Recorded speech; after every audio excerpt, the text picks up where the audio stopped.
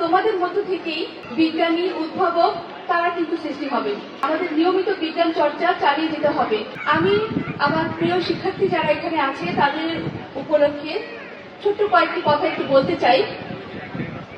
এখানে যেহেতু উপজেলা পর্যায় থেকে বিজয়ী দল যারা আছে তারাও অংশগ্রহণ করেছে এবং সকলে মিলে যে আয়োজনটি, এটির যে উদ্দেশ্য সেটি আমাদের কিন্তু বুঝতে হবে।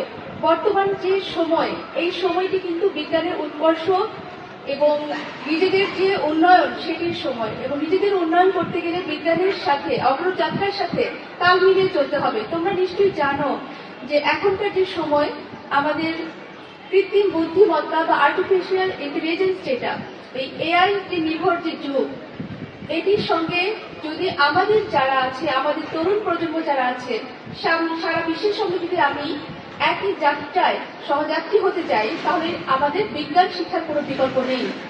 এখানে যারা অংশগ্রহণ করছে, আমি শিক্ষার্থীদের উদ্দেশ্যে শুধু একটি কথাই বলবো, তোমরা শুধু যে আমরা যে প্রযুক্তির মধ্যে আছি সেই প্রযুক্তি শুধু আমরা ভোগ করবো সেটি না, এখানে তোমাদের মধ্য থেকেই বিজ্ঞানী উদ্ভাবক তারা কিন্তু সৃষ্টি হবে।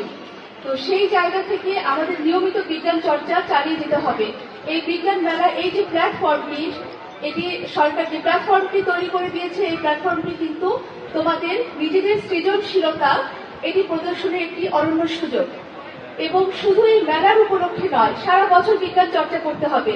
এখানে সম্মানিত শিক্ষকবৃন্দ আছেন, আপনাদের প্রতিও আমি আহ্বান জানাবো, আপনারা বিদ্যালয়ের শিক্ষার্থীরা যাতে বিজ্ঞান মনস্কভাবে গড়ে উঠতে পারে সেই বিষয়ে বিশেষ দৃষ্টি আপনারা দিবেন এবং যত্নশীল হবেন, যাতে তারা বিজ্ঞান শিক্ষার প্রতি আকর্ষণ অনুভব করে এবং নিজেদের সৃজনশীলতার তারা প্রদর্শন করতে পারে। আজকে আমরা এখানে যে আয়োজনটি 3 দিন ব্যাপী যে আয়োজনটি হয়েছে, এখানে আমি আপনাদেরকে সবাইকে আমি অনুরোধ জানাবো যে অভিভাবক যারা আছেন, আপনাদের বাচ্চা যারা আছে তাদেরকে নিয়ে আপনারা এখানে আসবেন।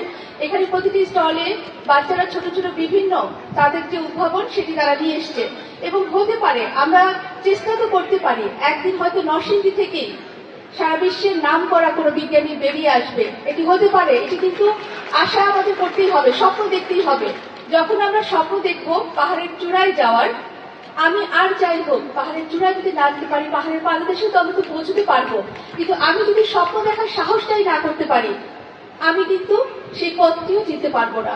সেই জন্য আমাদের মনে সেই সাহস, উদ্দীপনা, উদ্যম থাকতে হবে।